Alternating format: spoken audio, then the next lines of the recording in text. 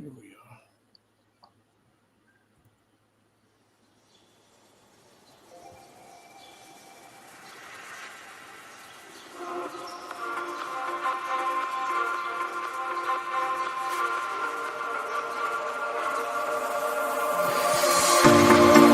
Told you to walk away.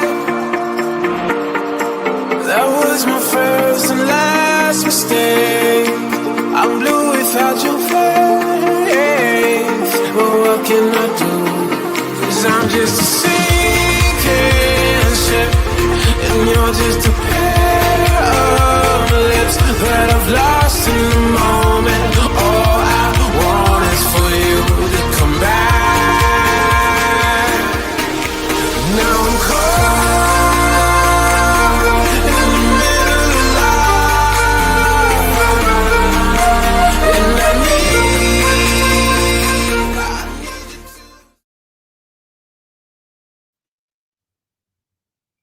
Greetings, everyone, and welcome to another edition of the Red Pill Diaries. I'm your host, Rashid, and I'm back with my guy, my colleague, my friend, who's been on a trip around the globe, I should say.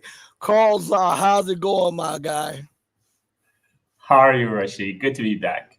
Yeah, good to have you back, Carl. And right before the show, I have to say this: my daughter came in, my 6-year-old. She came in and she gave me a hug. You may have seen her come in and give me a hug, and she said, "Dad, thank you so much for having Carl back on the show. You know, me and my Nana loves Carl. They love you. You're their favorite person on the show." So I had to tell you that.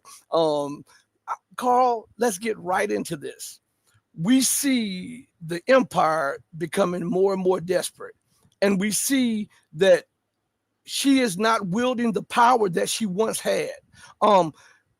Every move that she's making is making it worse for the empire. I want to play a clip for you, and I want your opinion on what's going on right now domestically, because we see the ships moving internationally all across the Caribbean. We see the United States arming Israel to the T. We see all of this. But right now, the home front is breaking up. And I want you to listen to this and give me your assessment after this. So here we are. We'll bring this up on the screen for everybody. And everybody just pay close attention to this. Here we are right now. We've now entered day 39 of the government shutdown, and for the first time since it started, the Senate will now work through the weekend in an attempt to reach a deal to reopen the government. As CBS News' Kristen Benavides reports, the stalemate is having an impact on air travel and for those who rely on food assistance. At the 11th hour, the Supreme Court halted a court order requiring the federal government to fund food assistance. Justice Ketanji Brown Jackson issued the order in response to an emergency appeal by the Trump administration, which has so far refused to dip into its reserves to fund food assistance. Jackson wrote the lower court should deal with the matter swiftly. Janelle Daniels of New Jersey has suffered. SNAP ran out of funds last week. It's hard to try to depend on other people to help you. I'm such a very independent, I try to help anybody else in need the best way I can, and it's very hard for me to ask for help. It comes as air travel has been snarled by the shutdown. Transportation Secretary Sean Duffy issued an emergency order for airlines to cut 10% of their flights at 40 major airports due to surging air traffic controllers' sick calls occurring with little warning as they work without pay due to the shutdown. We see more incursions on tarmacs throughout the country. And we have more complaints from pilots about stress from air traffic controllers and more complaints about the lack of responsiveness from controllers. This is a reasonable offer. On Friday, Democrats said they'd be willing to reopen the government if Republicans agreed to extend for another year tax credits for the Affordable Care Act. The Democrats have gone, they're crazy. But Republicans are holding firm that the government should reopen before any negotiations take place. Christian Benavides, CBS. All right. So Carl, on that note, let me move that off the screen 1 second. So Carl, with that said, we see most people don't realize that when it comes to SNAP or or the welfare system, because it's portrayed in the media, just like what they did. They showed 2 black girls in the car talking about, but it's actually close to half or 2/3 of recipients are white. And why would you think that Trump would turn on his own base and withhold the money when they need it so desperately? But he is funding the 95+% of the budget of the Ukrainian armed forces, government, pensions, everything. Well, I mean, it should be obvious by now. Trump doesn't really care about his base, because Trump can always spin everything as being a victory, and majority of his base will believe him. So that means Trump has no accountability. He's not accountable, so he can do whatever he wants. And this is why he initiated a trade war against China, which led to China from stop purchasing soybeans, which, most of the soybean farmers are the Republican base. I mean, again, Trump is spinning this as a great resolution. He brought an end to a crisis which he himself created. Trump and the rest of the U.S. governing elite, they don't care about the average people. I don't know how many times I need to repeat that. They only care about lining their own pockets and the pockets of their friends, and the pockets of the financial donors who put them in their place. That is their job in Congress. We have the best politicians that money can buy, and they're not there to actually, run it for the interest of average Joe from Michigan. Their goal is to get the votes, get into the position of power, so they continue to funnel money from the bottom to the top, to the 1%. That's what the American political system is designed to do. It's a feature, not a bug. I like to say U.S. government is of the oligarchs, by the oligarchs, for the oligarchs, and it works very well. But this is becoming more and more apparent, I think, to even majority of the Americans now. That's why they all demand change, except Trump himself got elected by posing as an outsider of the establishment, by promising to drain the swamp to change. Well, nothing changed.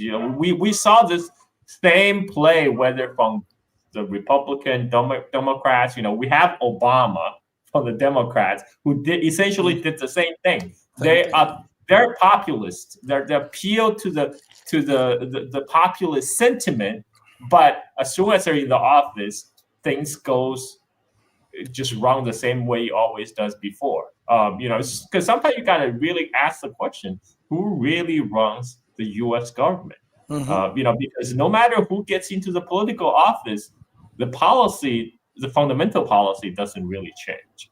The money continue to funnel to the top, to the 1%.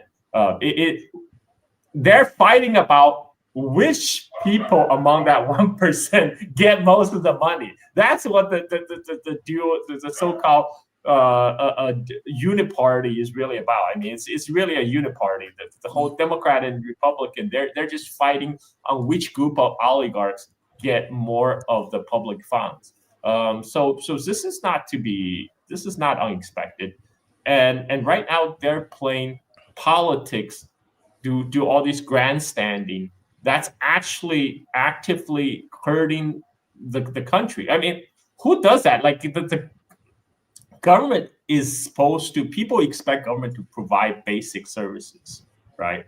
Like the air traffic control. That should be working for this is, but they don't care about that. They all they care is about posing for the camera, about optics. And Trump understands very well because he is a reality TV show host. He knows what plays well on TV. But that does not necessarily translate into good policy for the country. I was watching, I was scrolling through YouTube the other day, and I saw a picture one of the alternative media sites, a well-respected alternative media site, and I didn't think that they did it on purpose. I just think it was subliminal, something that they have been accustomed to thinking about what's going on with the programs, the EBT or SNAP program and the welfare program. But it caught my eye because nobody addressed this, and I'm going to tell you why. Excuse me. The show is called Redacted, and I'm gonna see if I can pull this up real quick for you guys. I just had it. All right, here we are. So hopefully on here you can see right here, Redacted, and on here, this is what it says. It says Holy SHIT with an exclamation point behind it. So it's drawing our attention to something, right? It's drawing our attention to something. Then it says they are ready to steal food. They are. So now he puts a category of people ready to steal food. Then he says from hardworking Americans. So here is the thing about this. In this picture, it shows a overweight black woman running. This is a picture that is hit the mainstream, well, the alternative media all over, but no one said it. This angry black lady, overweight, running through the grocery store with a and you can tell this Photoshop, with a big sack of steak and hamburger meat and lobsters or whatever. And he says that they are ready to steal, implying that these people, another class of people, are ready to steal food. And this may not be what he meant, but this is the implication of it. From the hardworking, meaning that other people outside of that people are not hardworking. And so what that does with a show that has 1 million or 2 million subscribers, it reinforces stereotypes, and then it widens a class divide that helps further the goals of those in power. And no one addressed that. And I'm like, I know they're more responsible than that, because if you look at it, 50 to 60% of all recipients to EBT and SNAP are Caucasians or white people, right? I think 16 to 18% are black, and 16 to 18% or something like Latino, and then you have the mixture of everybody else in there. But to imply, to put this big overweight, angry black woman on there, it's a subtle form of, see, I told you that they were coming for, they were going to be mad. And I thought that these people would have been a little bit more responsible with their thumbnails and their title. Why do you think that the alternative media, and I'm not saying that they meant with it, but I'm saying this is the implication that we're all supposed to be mindful of what we do. This is the implication of it, which is causing a social clash, a social divide, and it is strengthening Trump's supporters or whatever about all of these other people leech off of us, and they are not hardworking, but we are. What do you have to say about that, Carl? Well, do you remember? There's a famous cartoon of this Wall Street fat cat type of person who hold like a plate full of cookie, and then he sit across the table from two guys, one white guy, one black guy, and there's one cookie on this plate, and then the guy, the Wall Street fat cat is pointing to the black guy and telling the white guy, he's gonna take your cookie, right? This is exactly what's going on, the dynamic going on here. In the United States, the people that get most of the government money, it's not the welfare people on welfare. It's the people on the corporate welfare. It's the people on the Wall Street. It's what we practice in US is socialism for the rich, right? Capitalism for everybody else. Everyone else you have to break your head to survive or die in the capitalist jungle. But for the big banks, for the bankers, they always get bailed.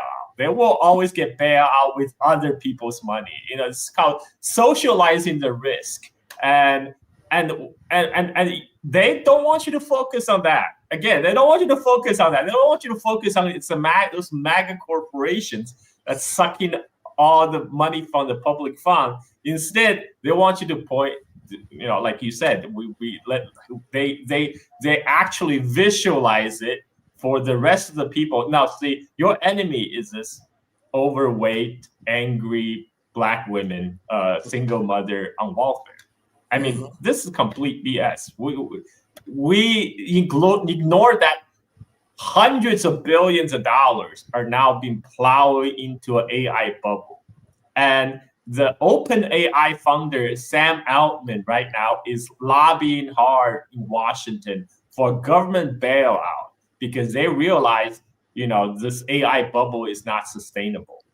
That's real money. I mean, hundreds of billions of dollars to build data centers that I don't know what they produce, but they build a lot of data centers. They buy a lot of GPUs, and now they're asking for a government bailout. So they don't want you to focus on that, right? Because they don't want you to ask questions. Why should government spend hundreds of billions to bail out an AI company that hasn't really produced much public goods? Instead, they want you to focus on the color folks, the immigrants, and China. So this is what they always do. It's the Black people, the brown people, the Chinese, all these damn foreigners, those immigrants. That's really screwing up our society. Well, the people at the top who actually run the show, they're literally laughing to the bank. I mean, this is the same playbook they have been doing over and over. Just because, and you question why alternative media does this. Well, alternative media is fundamentally not that different from legacy media. They want to cash in. I mean, they want to cash in the populist trend. They want to put those rage baits to catch eyeballs on YouTube, so they get more views, so they get more, the more advertisement revenue. And just because they're alternative media doesn't mean they have more credibility than legacy media, right? I mean, especially some of the bigger accounts, the reason they grow to such a big accounts is because they know how to do rage baiting, right? I mean, I think that's what's going on. Ilya Kuryakin, I'm sorry if I mispronounced your name, but you said, what the F is Rashid babbling about? Well, I wasn't babbling. If you would have paid attention, I was putting out facts. I was showing you that these people are race baiting and rage baiting to get views and clicks and subscriptions at the expense of other people. And I was showing you and trying to tell you that if we were to look at the numbers, that white people, and this was something that you should have taken offense to, not from me, but from Trump, because he's using the numbers and they're using the numbers to hurt you. That's what they're playing politics, and they're playing cultural war. So what I was trying to inform you about is that they are misrepresenting the truth. And whenever truth is misrepresented, you get hurt. And that's what I was talking about. So we don't have to be disrespectful and say, what the F? I mean, you could just ask. You see, I didn't pull it up in the super chat. I mean, we are allowed on this platform to disagree as long as we're agreeable. We're all adults here. But don't argue with me if we're dealing with facts. That's all I'm saying. Facts over feelings. So now, Carl, I want to play something for you. And this is Donald Trump going on one of his tirades, okay? And this is about 4 or 5 minutes. I want you to pay close attention to this, Carl. And on the backside, we'll talk about this because it's leading us into this thing about Africa and Latin America and about the Belt and Road Initiative and what Trump is doing. So pay close attention. It's a plot line we've seen before. A humanitarian crisis, a global outcry, and a superpower deciding it has not just the right, but the responsibility to intervene. That script is called the R2P. The the responsibility to protect, a principle endorsed by the UN in 2005. And right now, it is being pulled off the shelf, with Nigeria cast in the lead role, with U.S. President Donald Trump accusing the country of failing to protect its Christian population and threatening military action. On Nigeria, just wanted to ask you, do you envisage U.S. boots on the ground? Yes, could be. I mean, a lot of things I envisage, a lot of things. They're killing record numbers of Christians in Nigeria. And they have other countries very bad also. You know that part of the world, very bad. They're killing the Christians and killing them in very large numbers. We're not going to allow that to happen. But the response from Nigeria's special advisor to the president, exclusively to RT, contradicts Washington's narrative. The congressmen rely on a data and report that were submitted by a separatist group in Nigeria called the IPOB. That there's a genocide of Christians in Nigeria, which is false, because all intelligence and non-governmental organizations that carry out their research and data about killings in Nigeria, none but these two that have affiliation with IPOB that indicated that there is a Christian genocide. In fact, even the content of the data contradict that. And while Nigeria is grappling with very real security threats from groups like Boko Haram, its message to Washington was clear. We want help, but on our terms. So why should the world be watching this so closely? We've seen a franchise of this movie before. Let's rewind the tape. It's the 1990s and war is waging in the Balkans. Former U.S. President Bill Clinton made the case for intervention in Yugoslavia, citing a moral imperative to stop ethnic cleansing.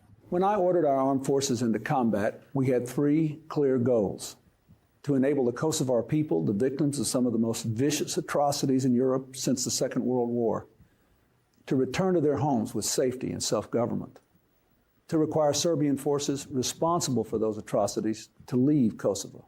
When a people are singled out for destruction because of their heritage and religious faith, and we can do something about it, the world will not look the other way. Acting without a UN mandate, a US-led NATO coalition launched massive bombing campaign against Belgrade. US and EU policymakers described it a humanitarian war, but it is more of a military intervention justified by the need to protect civilians, even without the full backing of international law. The plot thickened over a decade later in Libya, where the responsibility to protect really comes to work. In 2011, the UN Security Council, for the first time, explicitly invoked the R2P to authorize a no-fly zone and all necessary measures to protect civilians from what officials claimed was violence from Muammar Gaddafi's forces. Resolution 1973 passed, and what was sold as a limited mission to save lives quickly escalated into a full-blown regime change operation. We are doing it to protect the civilian population from the murderous madness of a regime that, in killing its own people, has lost all legitimacy. That's why the United States has worked with our allies and partners to shape a strong international response at the United Nations. Our focus has been clear: protecting innocent civilians within Libya and holding the Gaddafi regime accountable. I also want to be clear about what we will not be doing. The United States is not going to deploy ground troops into Libya. And we are not going to use force to go beyond a well-defined goal, specifically the protection of civilians in Libya. This is an important effort that has garnered the support and the active participation of nations who recognize the significance of coming together in the international community through the United Nations to set forth a clear statement of action to be taken in order to protect innocent civilians from their own government. NATO's air campaign went from protecting civilians to directly enabling the overthrow of Muammar Gaddafi. The aftermath was chaos, a civil war that continues to this day. In fact, the Libyan example is when it became clear as day the R2P has the potential to be used for way more than just civilian protection. The Libyan case has already given R2P a bad name. The only aspect of the resolution of interest to them was use of all necessary means to bomb the hell out of Libya. So here we are, back to the beginning. The threat against Nigeria echoes the justifications of Kosovo and the bitter aftermath of Libya. And it seems that a legitimate concern for human rights is once again being weaponized, with the U.S. potentially risking the very destabilization it claims to want to prevent. So now, Carl, when America thought that she could win the trade war or the sanctions war with China, they started talking about China was the cause of fentanyl in the United States, right? They started talking about that Venezuela is a narco state now, right? And they're talking about Nigeria is killing Christians. And what's crazy, let me bring something up, Carl, before you respond to this. Just let me bring this on the screen for you, because it's absolutely amazing that he said that he won't allow Christians to be killed, even though every organization said that there's no genocide going on except 2 NGOs from the United States. Amazingly, well, one from the United States and one from Britain. So on this screen here, I just want everybody to see on the screen right here. It says Gaza death toll surges past 69,000 as more bodies found in devastation. Now, I want the people to think about this in reality, that Gaza is not just comprised of Muslims. It has Christians, Alawites, and everybody else. Israel bombed one of the oldest churches around. So why didn't Trump make that statement as 69,000 people at least was slaughtered? Holy sites of both Muslims and Christians were destroyed, yet he's so preoccupied with Venezuela and Nigeria. Carl, the floor is yours. Well, it's the so-called excuses for intervention in Nigeria and Venezuela are just that. They're excuses. The real aim for United States is to counter Chinese influence in both countries, because China has been making strategic investment in both places. China is helping Venezuela to upgrade its oil infrastructure. That's an area, that's a no-no for United States, because Venezuela has one of the largest oil reserve in the world. But traditionally, because Venezuela depended on technology from U.S. companies, they export raw crude oil, and they didn't have enough refining capabilities. So it was actually import the finished product, the refined product. And so what China is helping Venezuela right now is, one, China is importing majority of Venezuelan export of oil. Two, China is helping Venezuela to upgrade its oil industry, to build refineries, so they don't have to import processed petrochemical products. And that is a no-no for United States, because U.S.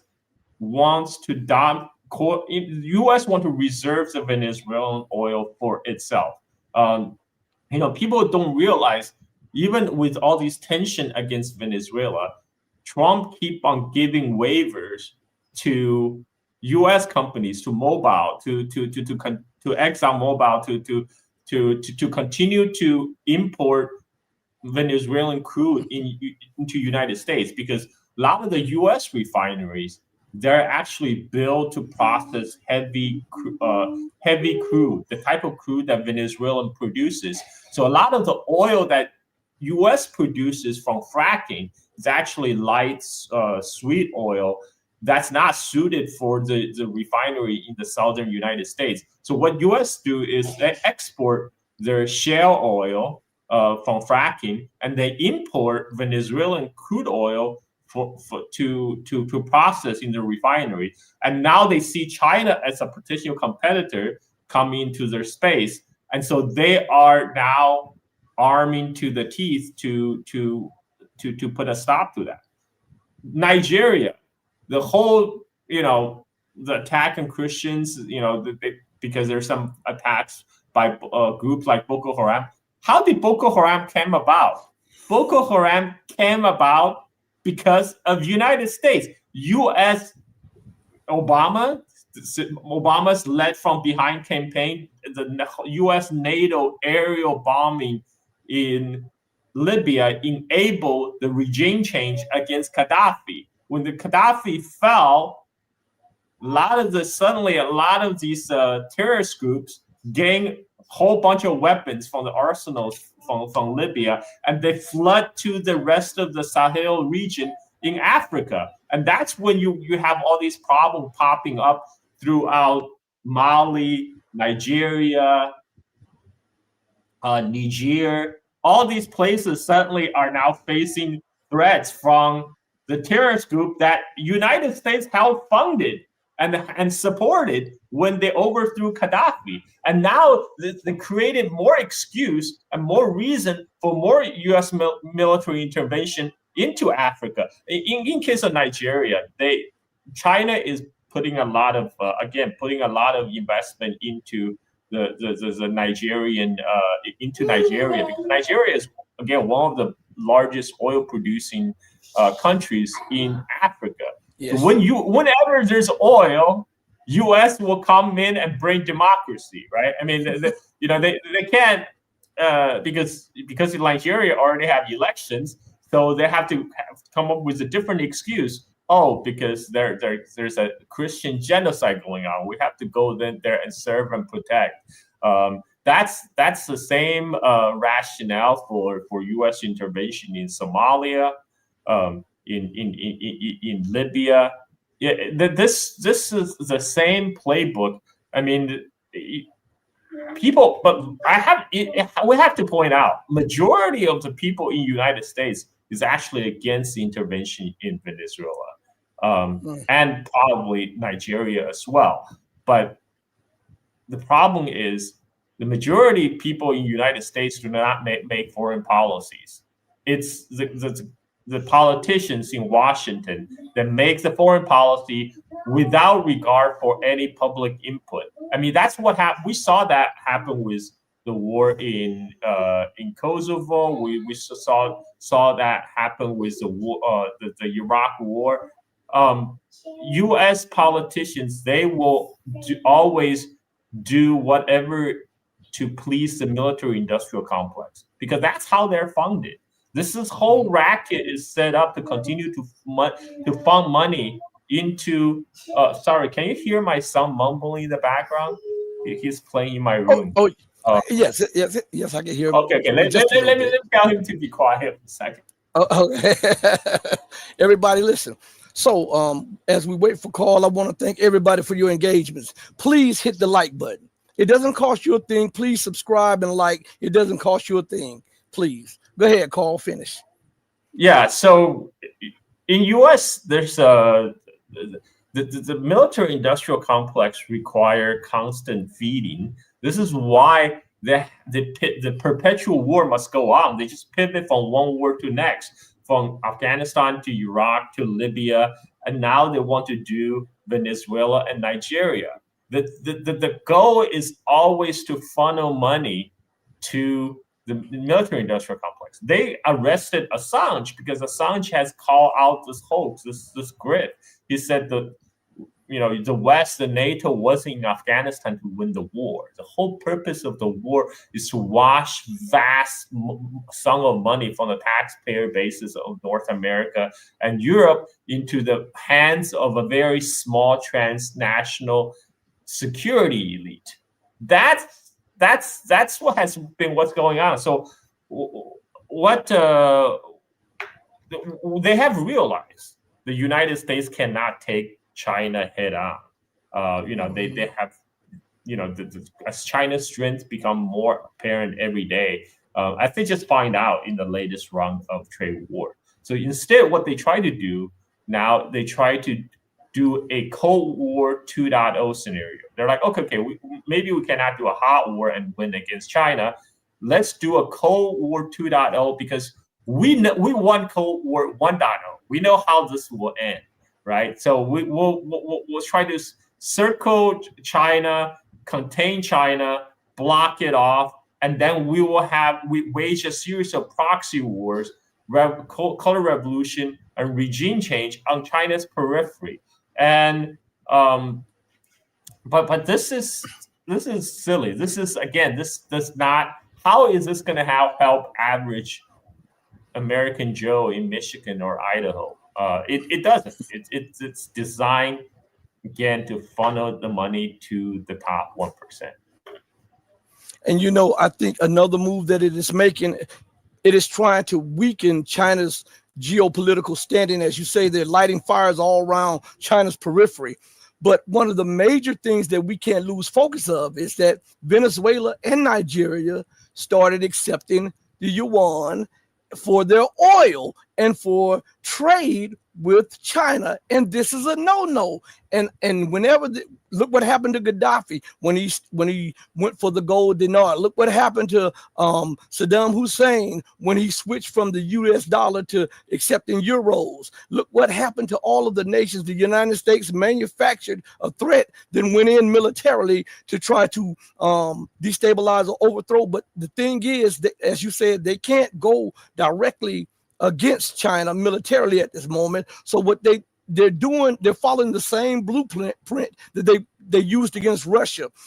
As the Soviet Union collapsed, they started gobbling up all of the former Soviet territories, and the other nations that were allies with Russia that were not Soviet territories. The United States started weakening and sending terrorists in there. Look what they've done to Syria. Look what they've done to Georgia. Look what they've done to Ukraine. All of this stuff, most people don't know that the empire is playing for keeps, because they understand that they're fighting a losing battle politically, geopolitically, and now economically against not only China, who has lifted up 850 million people from poverty to the middle class, which is, I might add, the entire combined population of the United States and Europe. But now they're realizing that it is the entirety of the global South that is reaching out for something more tangible. What do you have to say on that, Carl? Well, this is actually why they also play the divide and conquer and cultural war inside United States, because a lot of Americans have realized the system is not working for them. So to prevent people from revolting against this the overlords in Washington, guess what? They try to divide us by race.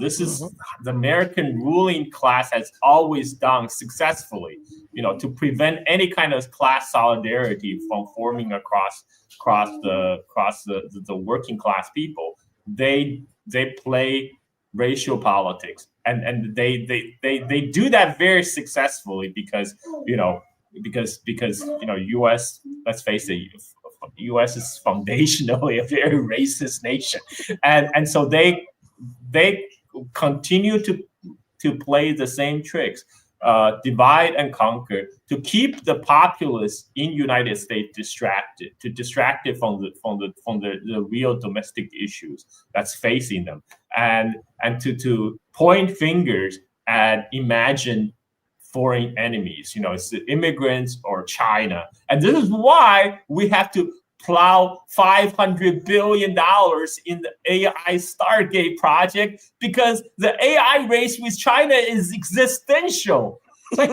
Who says what's existential about an AI race with China? Is Chinese Terminator gonna show up in America and start wiping out everybody? This whole fear mongering is how the grifters get the government funding, get the money. By government money, I mean everybody else's money. And instead they want you to focus. Oh no, it's those welfare queens that's taking your hard-earned wage, right? But don't worry about the government. Hundreds of billions of dollars of government bailout we're asking for the big banks, for the AI companies, for the military-industrial complex. Don't worry about that. This is sad, but unfortunately, they have been very effective in doing this and playing this game for a very, very long time now. why do you think that the American people haven't revolted? Now, and I'm going back to this about the withholding of SNAP benefits and other and pay for federal employees, and yet and Trump uses in his tone, he says that the dumb Democrats are doing such and such. And I want everybody to know that I'm neither Republican or Democrat. I'm apolitical. I believe the system is corrupt from the bottom up, and that's just the way it is. I don't get involved in the political realm. I only talk geopolitics and economics. So I want you to understand I have no horse in the race. So why do you think that Trump can get away with doing what he's doing to the population, as he says that the dumb Democrats won't release money, they won't pass this bill, and yet it has not stopped the funding for the Ukraine war. It has not stopped the funding for the government of Ukraine. It has not stopped the pensions that the United States pays to the Ukrainian civil service people. Why are not the American and the other people outraged about this hypocrisy? And why isn't his own base now standing up saying, hey, listen, politics aside and politics be damned. Why do you still have the money for research and development on these destructive weapons? Why are you still giving money here? Why are you still funding ISIS? Why are you meeting with a head chopper in the White House? Why do you think the people of America are so docile and so timid when it comes to that? Well, one thing, Trump, you have to give him credit for being a very good snakes oil salesman, right? I mean, like the cowmen, they're very charismatic, at least to the people who believe them. And Trump got his base by hook and sinker, and those people will believe whatever comes out of his mouth.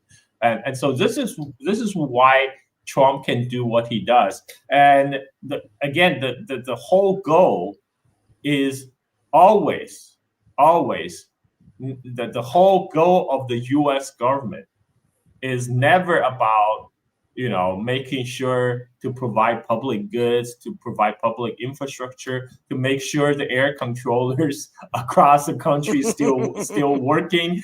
That is not what the U.S. government is set up to do.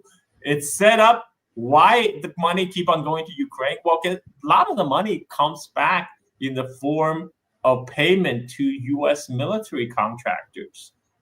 So that is what U.S. government is designed to do: is continue to fund the money to the military industrial complex. So that's a feature, not a bug.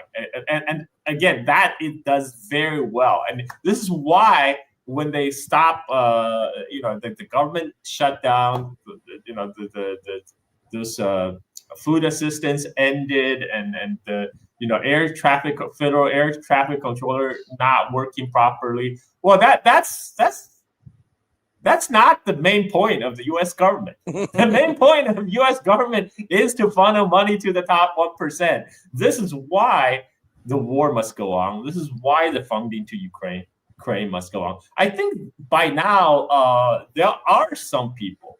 I think I'm saying like all the MAGA crowd is kind of completely bamboozled by Trump. But I think now there is some cognitive dissonance even among the MAGA crowd. And like now you do see people who are questioning this continuing of the perpetual war, even though Trump came to office promising to end Ukraine war within 24 hours of his election. Remember that? Mm-hmm. But it's again, this is it's sad. It's very sad. Why U.S. public hasn't revolted? I think the U.S. public has been continuously propagandized for decades, and then they have been continuously demoralized by the uniparty system, right? You have people like Obama who promised change and then betrayed them to the Wall Street bankers. Obama just became the face of Wall Street. And then you have Trump from the right, from the appeal to the populism on the right. Again, of course, thoughtful for the Gann Awards handing out every day. And so American public has been very demoralized by the political system.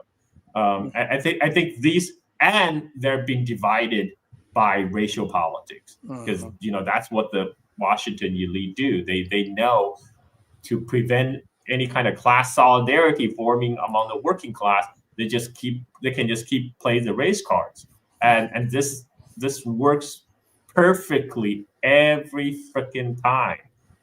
This has been for the last at least couple hundred years. But this is how it is. And I think it's the for people in the imperial core, it's just people have been demoralized. I think that's one real reason that there hasn't been a popular revolt. And they're very good at coming out with when the oligarch sees this with too much discontent is breeding, they're also very good about coming out with a candidate who appeal to the populism on one side or the other, and to let people to believe, oh, this time will be different. This guy will bring change. But then they will be disappointed again and even more demoralized about real political change in the United States. Shout out to M Sparks for the $5 super chat. Shout out to Flying Crocodile 46 for the $10 super chat. And shout out to Flying Crocodile 46 for another $10 super chat. Thank you so much for your super chats. Now, Carl, I want to bring something up to you. And I want you to give me your honest opinion on this. Prior to the Charlie Kirk, is that his name? Because I didn't really know much about the guy before this. Prior to that, Trump couldn't shake the Epstein files. He couldn't shake what was going on. No matter what he did, no matter who he negotiated with, no matter what was going on, it could not have been pushed to the back burner. And all of a sudden, now it has no life, no legs, and nobody is following up on it. Do you believe that this was a psyop, or do you believe that what happened they used to kill any doubt and then to unify his base back, because he was losing his base because they were fussing about the wars, the funding of Ukraine, the divided home, the growing homelessness and poverty, and all of a sudden Kirk goes the way of the dinosaurs, and this is no pun intended, and all of a sudden his base is united, and nobody brings up the Epstein's file that Trump said that he would release. Yeah, I mean, I'm not saying there's a conspiracy to kill Charlie Kirk, but they have played the events very well to, as you say, it's a big distraction for all the problems were plaguing the Trump administration to that point. And suddenly they pivot to, oh, look at what all these radical leftists are coming out to get you, to get the people you like. They're trying to shut down our voice. It's that fear, right? It's like politics is like the stock market nowadays, driven by greed and fear. And fear plays very well. This is how they try to get their drive, as you say, congeal their base together again. And it's a trick as old as time, and it works every freaking time. I'm very unfortunate because we need more media literacy in this country, in the United States. For people who are actually paying attention, you brought it up, for example, Rashid. It's pretty obvious what's going on.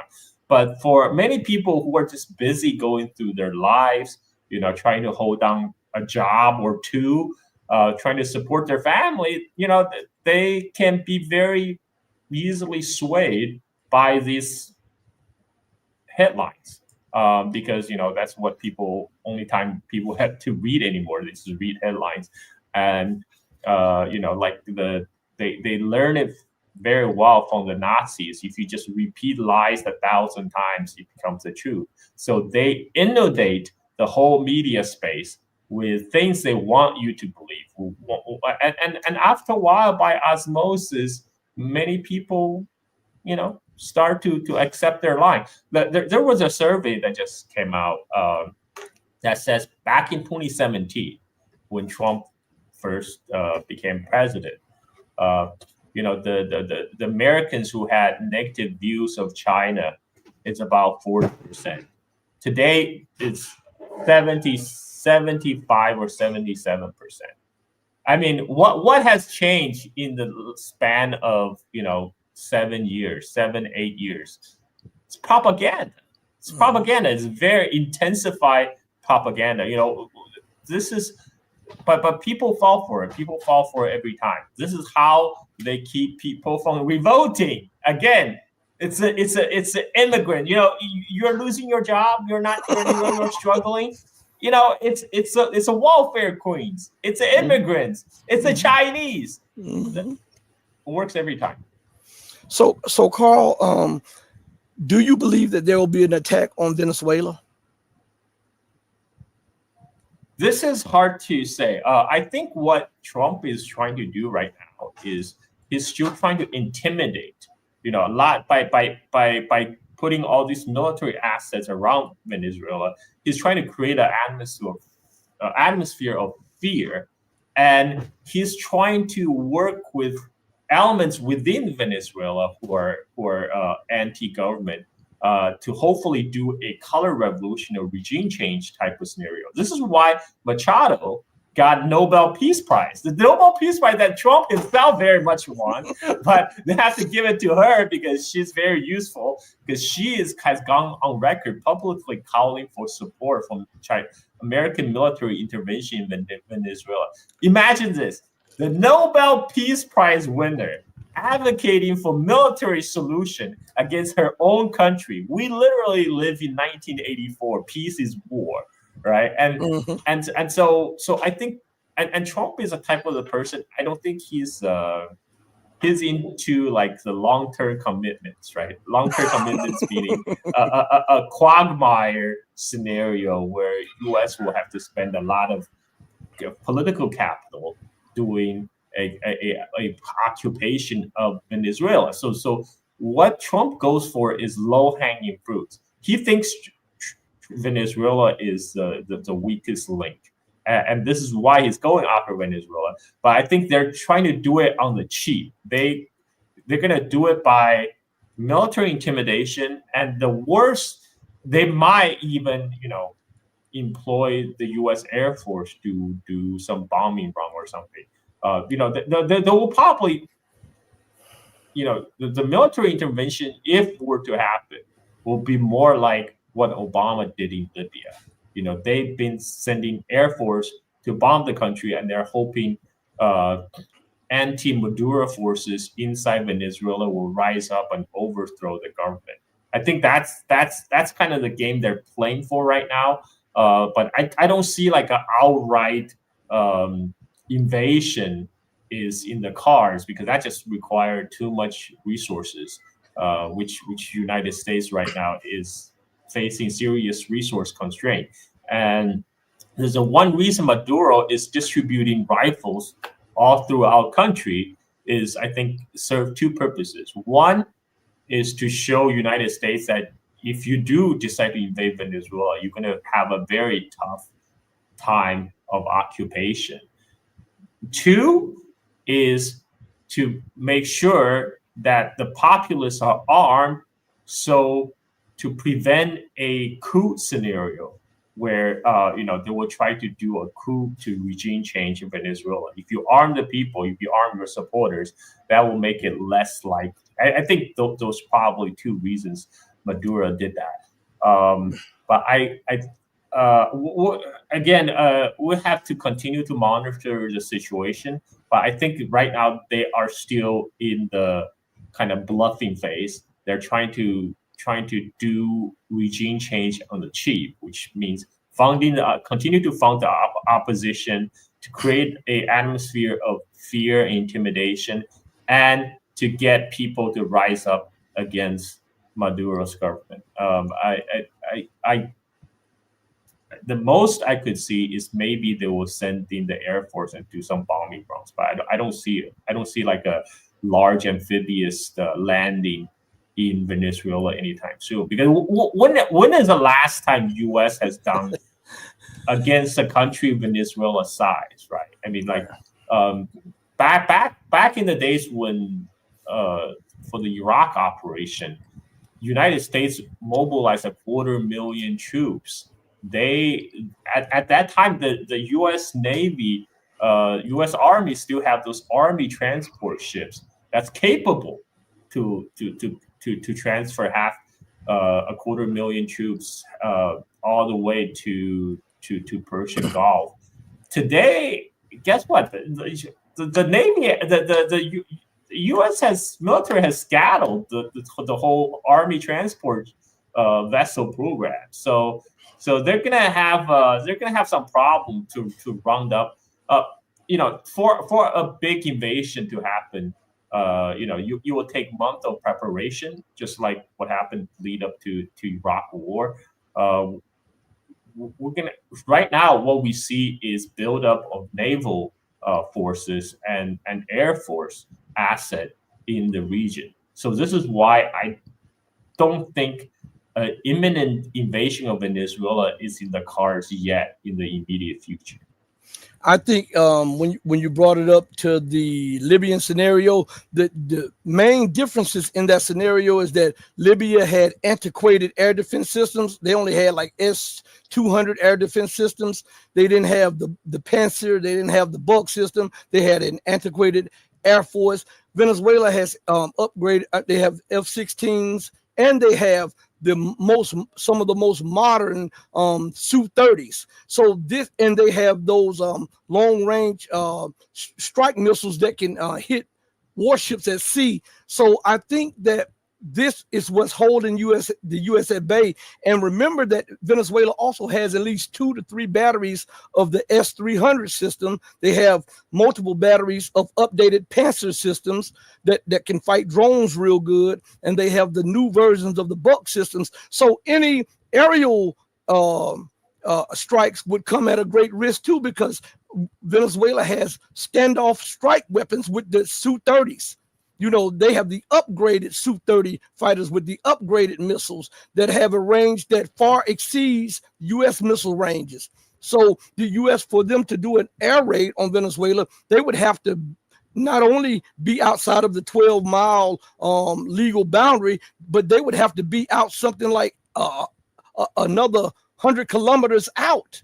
And who's to say that the ships would be there when they get back, especially as Russia and China are helping aid Venezuela in any way that they can. So I think this is what more than anything is putting the pause on it, because the U.S. has something to lose. And think about the losses if she suffered air losses in her own backyard. This would make the empire look that much more weak to Iran and Yemen and to North Africa. And now you will have more smaller nations bucking up, and they cannot really start a color revolution because everyone has been put down. Remember when they kidnapped the Honorable Hugo Chavez out of office, and the people rose up and they demanded that they bring him back to Venezuela, to Caracas, or they would tear up everything in Venezuela that was American and Western owned. Well, we see Maduro has some of that same backing and same popularity, along with his generals and intelligence chiefs that are close to him. So this would be a very hard pull for the United States vis-a-vis what happened in Libya, because they had infiltrated certain tribes in Libya to help aid NATO to do what they did. Don't you think so, Carl?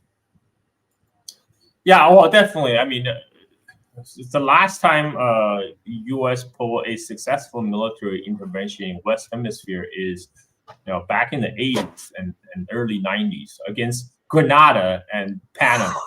I mean, those are lots smaller in size compared to Venezuela. So, I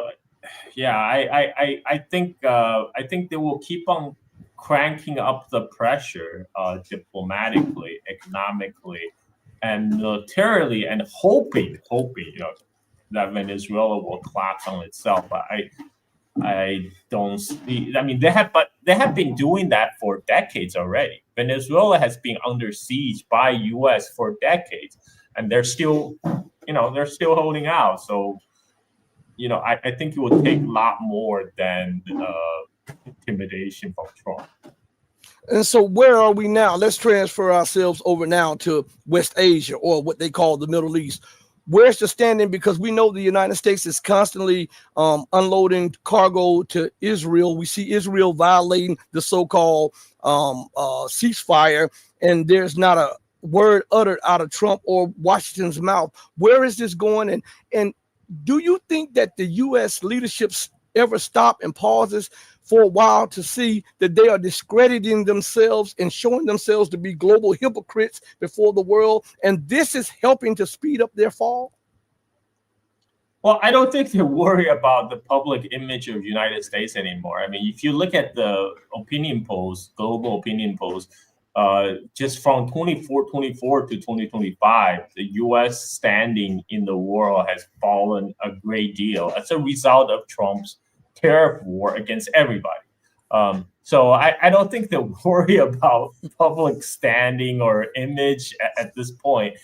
They just don't care. They don't care because they're full of hubris that they have all this power at their disposal, that they can do whatever they want. I mean, that's basically Trump's message to the world. We are United States. We're the most powerful nation. We will do whatever we want, and you will just have to take it. That hasn't played. Surprisingly, that didn't play very well in the world opinions of the United States. But U.S. being U.S., one thing I do appreciate about Trump though is his honesty about U.S. imperialism. Right? I mean, Obama and Biden, they would even deny there's a U.S. empire. Mm-hmm. Trump is like, yeah, we're an empire, and you will pay for it. And that's why I love Trump. So now, Carl, let us talk about this the Bereznik missile that Russia demonstrated and the new weapons. Now, people are calling this a game changer because they said that it loitered for X amount of hours and it had multiple warheads, and they said that this puts Russia far ahead in the missile technological gap than anybody on Earth. But as you and I were talking before the show, and I brought up to you that China did this exact missile test with a more powerful missile in 2021, and everybody seemed to have forgotten it. As a matter of fact, when General Milley was in office, as a matter of fact, if you give me 1 second, this is what was said. Let's see. Here it is. This was published October the 27th, 2021. And it was on Sputnik News. And it says, U.S. top general says alleged Chinese hypersonic missile launch was very close to a Sputnik moment. Now, I said that before I go further because people are thinking that Russia may have to share its technology with China, which implies that China does not have the wherewithal within itself or the capabilities to have this technology itself when China demonstrated it in 2021. And it goes like this. Beijing, however, denies that the alleged hypersonic missile launch took place. As Financial Times reported earlier this month, China insists that it launched a new reusable space rocket around the same time as the FT report. Chairman of the U.S. Joint Chiefs of Staff, General Mark Milley, has stated in an interview with Bloomberg that the recently reported launch of a hypersonic missile by China has left Washington very concerned.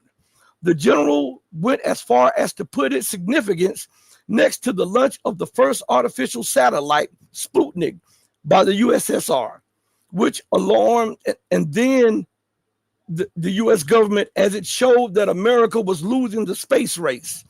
What we saw was a very significant event of a test of a hypersonic system, and it is very concerning. I don't know if it's quite a Sputnik moment, but I think it's very close to that.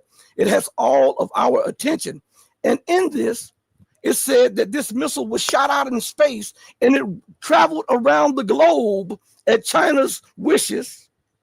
And China had it out there loitering. And then when China chose the target, it then zoomed in on the target with multiple warheads hitting the target. Now, why didn't that make as much noise as the Bereznik, which it seems like is doing the exact same thing? And I'm not taking anything from Russia. I'm just saying that China had a similar missile test in 2021. I think the Bereznik is a little bit different. That it's a nuclear, it has nuclear propulsion, and it's actually a subsonic missile. It's not a hypersonic missile. You travel below the speed of sound, but what it's capable of doing is to loiter in space and pick the optimal moment to strike where it is strike. China has that capability, but China's hypersonic missile is not nuclear powered. But they, as you mentioned, they have the capability to travel at hypersonic speed and also loiter for a long time. And I think they're a little bit too different technology. But you're right. I mean, there's still a lot of people in U.S. in particular, because decades of propaganda. Whenever you present them with advancement in Chinese technology, they will say, "Oh, China stole that." Of course, China stole the hypersonic missile design from the United States. That's why U.S. doesn't have it. So then they will say, "Oh, it's a Temu missile. It's filled with water." There's still a lot of Hopian and Copian about China's capability versus the West. And I think you also hit the nail on the head.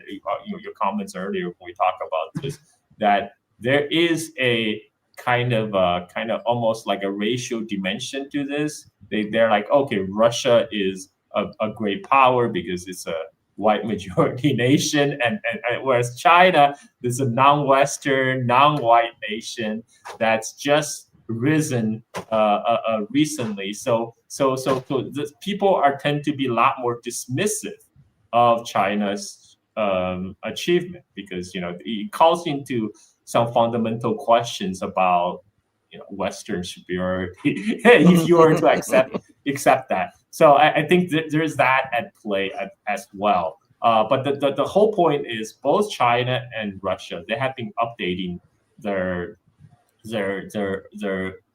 arsenals, especially their delivery capability for their strategic weapons. And this is something that United States is falling behind.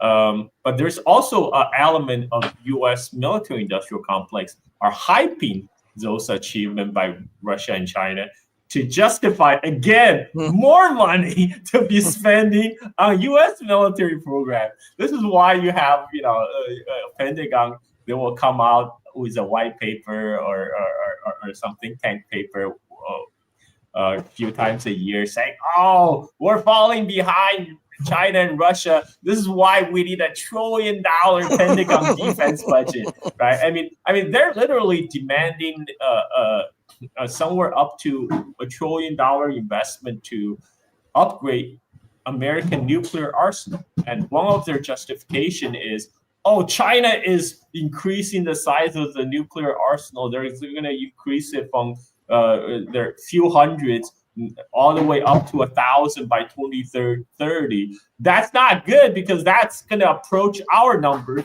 So we must build more. And so we need more money. This is all it's about. And a lot of this military program in the U.S. today is really, it's not about fighting wars or winning wars. It's all about grit.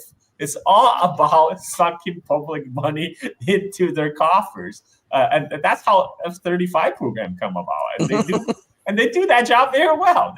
F-35 is actually great for what it's designed to do, which is to send a piles of money to the ways of military contractors. Now, Brooke Chen says, and this is a good comment you and I can address. He says, I'm curious about your guys' predictions on the comparison between U.S. Air Force versus China's and Russia's Air Force in 2030, especially since now the U.S. says it will have the F-47 in operation by 2030. First of all, the U.S. is still having problems with the F-35. That's number one. And before we go further, we have 141 people in the building. Please hit the like button, okay? So listen. When it comes to just sheer warplanes, the United States is the largest air force in the world. But when you combine it with drones, China becomes the world's largest air force because it has capabilities unheard of with drone warfare. And we saw glimpses of that in how Pakistan had the brief skirmish with India, and how Pakistan they were using control centers to strike place, and this was updated by the Chinese. So we're seeing that the Chinese, as the U.S. said, may surpass the United States as the largest air force in a few years. But they've already surpassed them as the largest army. They've already surpassed them as the largest navy. And this is why the United States said it was crucial in the next 16 to 18 months to prevent China's rise, because after that, China would then supersede the United States in almost every domain that the United States dominated in. Carl, I know you have something to say on that. Well, first of all, I'm willing to stake majority of my money, which is not that much, on that U.S. will not have F-47 by 2030. Because look, China already have 2 prototypes of 6th generation stealth fighters flying. Mm-hmm. Currently, the F-45 still only exists on PowerPoint presentation. How the heck are you going to have it in operation by 2030? I mean, we're only like 5 years away, folks. You don't even have a prototype. How the hell are you going to be able to put it into operation? I mean, you still have many years between prototype to actual mass production and to get commissioned by the Air Force. If United States is China and make that claim, then that will be a little bit more credible. But U.S. does not have that kind of industrial base anymore. I'm sorry, man.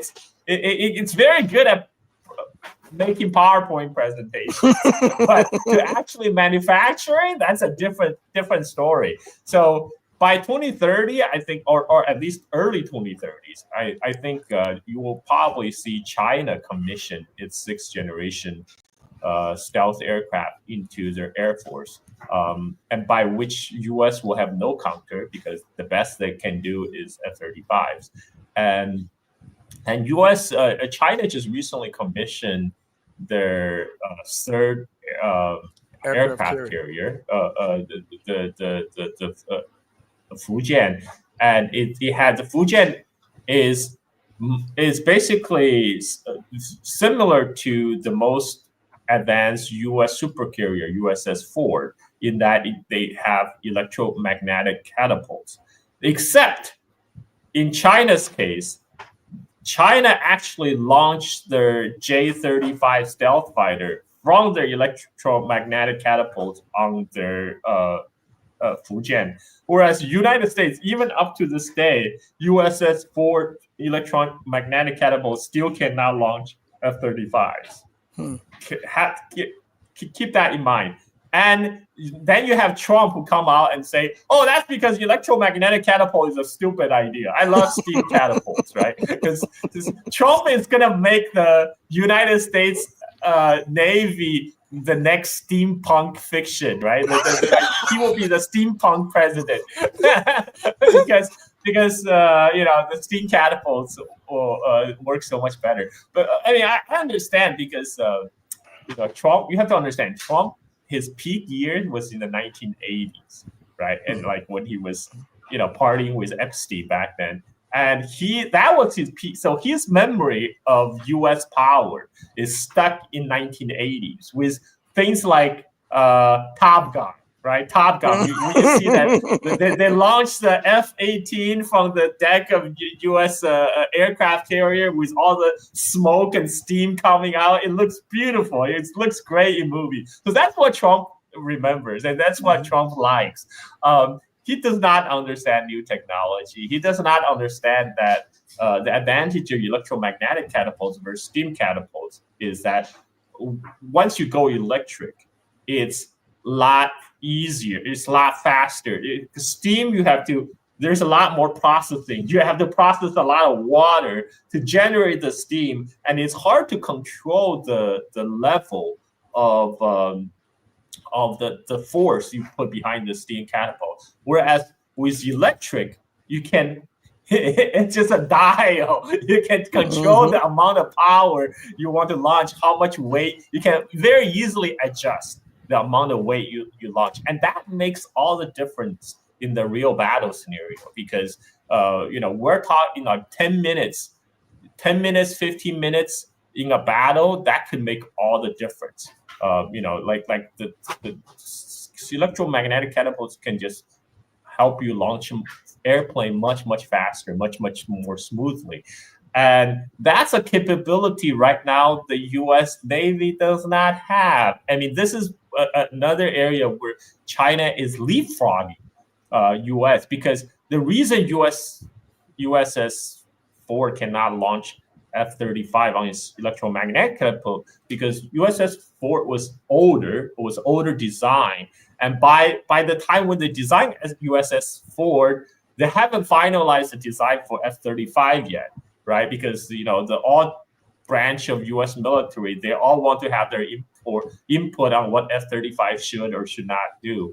And so in the end, F-35 became this Frankenstein monster that doesn't do anything in particular very well. But it becomes very heavy. It becomes too heavy for the electromagnetic catapults on USS Ford to be able to launch. What China was able to do, because the Fujian is a lot more newer, so China put all the latest technology into it, and this is why they're able to launch their own 5th generation stealth fighter. So in many ways, I think the China will move further and further ahead in the coming years. I mean, just look at the pool of human capital China have worked with versus United States. Like I said, China graduate 9 times more STEM engineers every year than US. That makes a difference. China graduated like 4.5 million STEM graduates every year. I mean, that number keep on climbing as year goes by. So US will fall further and further behind. I mean, even look at the AI race between US and China. Look at all these AI engineers that Zuckerberg spent hundreds of millions of dollars. He was hiring these top AI engineers and giving them like $100 million compensation packages. Look at who Zuckerberg hired. They're all Chinese. Like the AI race between US and China is essentially between the Chinese working US and the Chinese working in America. And we're not talking about Chinese Americans raised and born in the United States. If you look at the top AI talent in Silicon Valley, most of them graduated from Chinese university in China. So they came straight out of China. And what Trump has done since his term, he's doing the best to prosecute, Chinese origin researchers and scientists, so making it increasingly difficult for Chinese talent to come to United States. And so more Chinese are actually leaving US now, going back to the motherland. So that gap, the talent gap, is only going to continue to grow between US and China. And this is why US military has been crying for years now about this, have a very short, limited window to contain China. But my personal opinion, that window has already passed. Yeah, that has been demonstrated by the recent China's victory parade, when they display all the goodies they have in their arsenal. I mean, that was to send a strong message to the United States. We will no longer be contained. You cannot contain us. And I think that message is also taken in Washington, because then we saw that Pentagon leak about that paper. They say, oh, we should no longer prioritize containing China, but let's focus on West Hemisphere. Let's pick on opponents much more smaller than our size. Like let's pick on Venezuela, for example. And so I think that's what they're focused on right now. They're focused. They're trying to shift from directly confronting China to proxy war and chipping at China's influence at periphery in places like Venezuela, in places like Nigeria, and I don't think they will succeed. I just given the U.S. track records, I just don't think they will succeed in this moment. And this is also at the time when China is also sharing their advancement with the rest of the world. For example, in AI.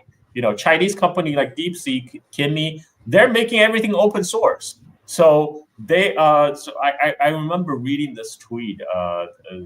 So when this tech person reporter, she met with this some African delegate at a recent AI conference, and the African delegate told her, so like, thanks to China, we're no longer going to have an AI apartheid. Where U.S. hold all the AI goodies and charge us absorbent fee for it, because China made it freely available for everyone by making it open source, and so the other nations in the global South can also partake in the coming AI revolution. So this is where China will outcompete United States in providing global public goods, and I think even despite all these propaganda, you can see the global opinions on China and United States is shifting, particularly in the global South countries. I mean, now, like, most people in global South are viewing China favorably versus U.S. I mean, you still have the holdout in the imperial core. In U.S., Europe, there's still a lot of anti-China sentiment, because in those places, the Anglo media still hold the sway over public opinion. But outside of that bubble, outside this U.S. imperial bubble, many countries in the global South now view China favorably, and with good reasons. And Carl, you forgot about when you were talking about the Fujian, they have working elevators because because the U.S. had trouble and their elevators continue to break down on their aircraft carriers. Also, the United States just announced that they will be upgrading the F-15 for another and using that for another 20 to 30 years, and that's integrated technology. On top of that, China did something that the United States did not do. The United States had a 20-year head start in railgun technology. China actually has working railguns on their destroyers, and the United States gave up on trying to master that technology. You forgot about, so I know you want to comment on that, but I didn't forget. China, what China is very good at is put those innovation into practical application. The common cope in the West is, the West innovates. That's how we always keep ahead of China. Well, but then you set on your innovation for like 20, 30 years and don't do anything with it. Like, the example is solar industry. The United States started the whole solar industry, yet it's China that made it into mass production to produce at an economy of scale, made it affordable for everyone. And another example is the thorium nuclear reactor. The thorium nuclear reactor was originally developed as a concept at Oak Ridge Lab in United States. And again, they killed it because they didn't want that. They didn't want to go that route. And later, when a NASA scientist posted the whole design on the internet, China took a look at it. So like, okay, maybe this could work. Let's work on it. So China spent 10 years tinkering around it, and they got it working. And so China, so it doesn't matter if you have innovation if you cannot apply it. You cannot make it into practical application. And China is very good at turning every innovation into affordable product. And that they have done it with everything, from solars to EVs. This is why there will be, in the coming years, there will be only one area where U.S. will continue to outproduce China, and you'll be in the copium production. The copium and opium production will continue to go through the roof in the U.S. as China continues to rise and not be contained.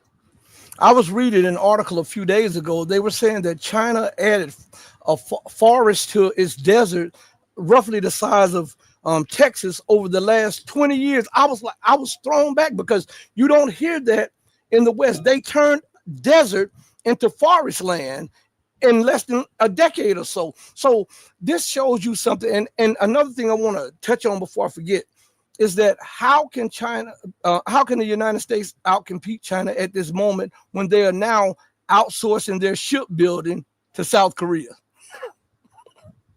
U.S. military industrial complex already gave up on industrializing United States, because now they have recently there's an article from War on the Rock.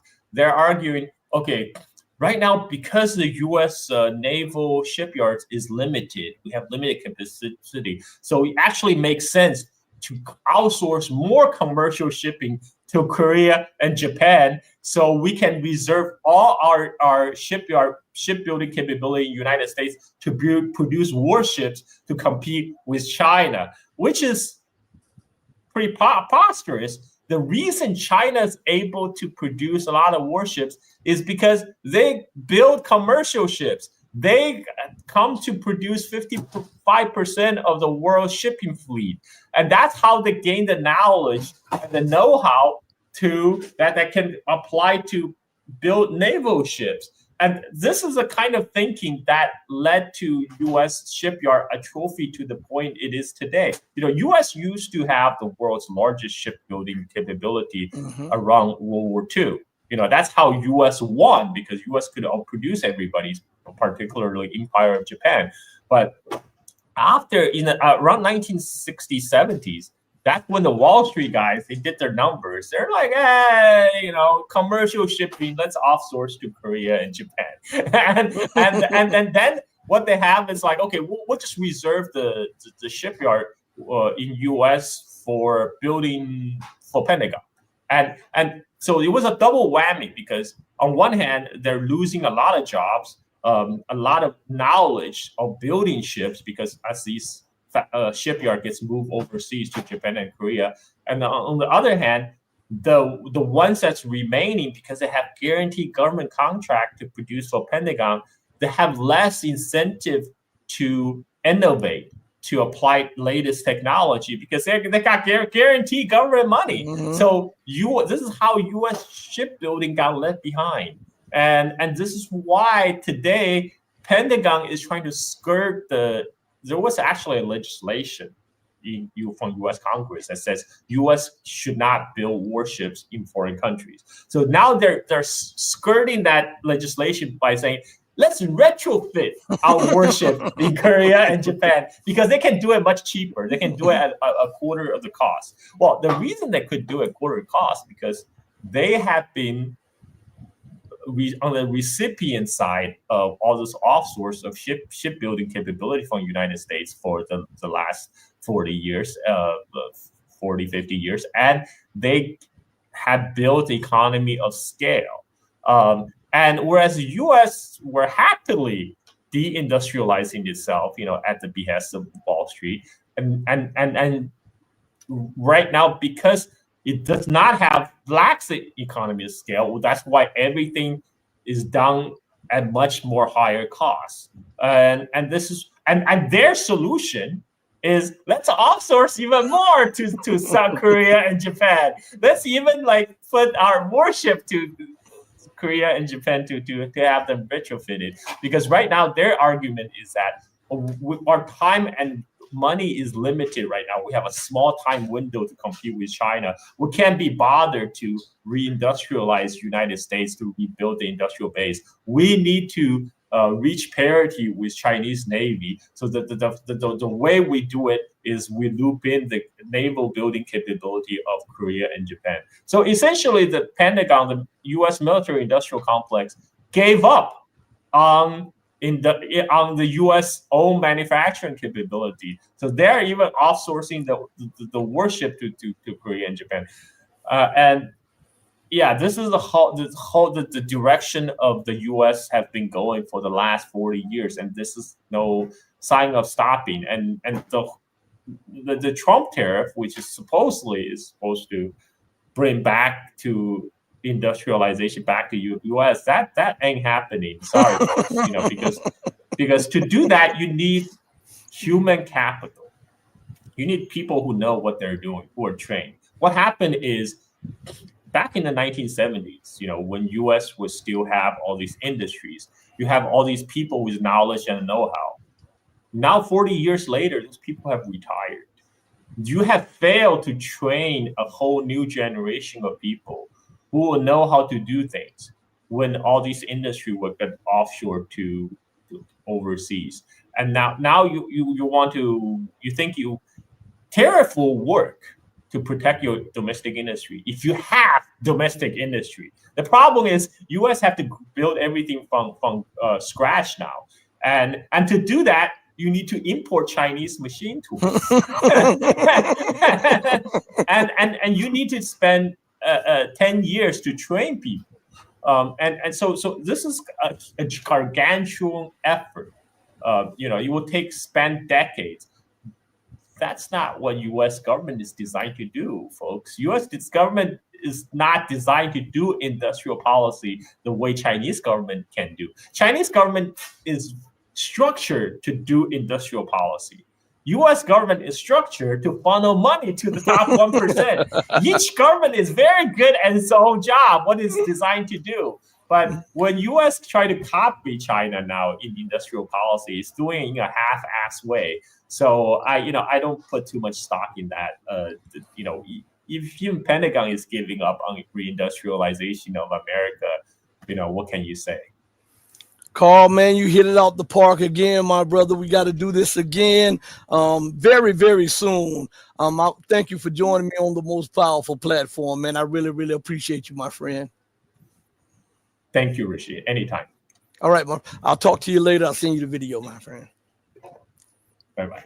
All right. Everybody, listen. The like button. It doesn't cost you anything. Even if you don't agree with everything we're saying, like and subscribe. Share the video. We're adults here. See, the problem with everybody is that if you don't agree with somebody, you get in your feelings, right? But as an adult,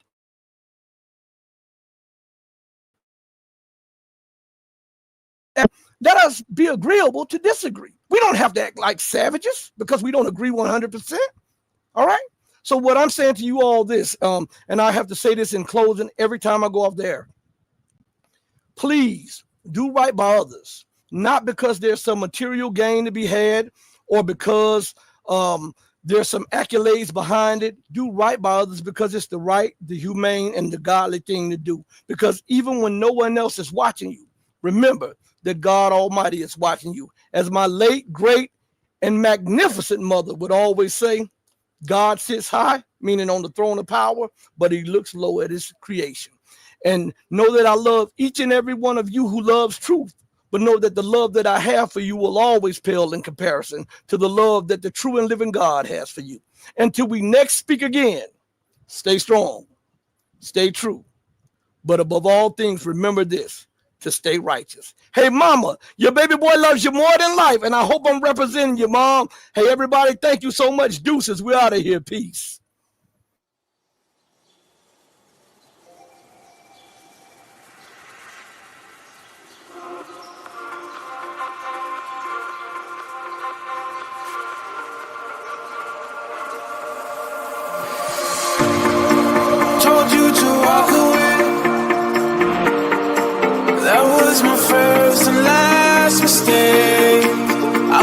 without your faith.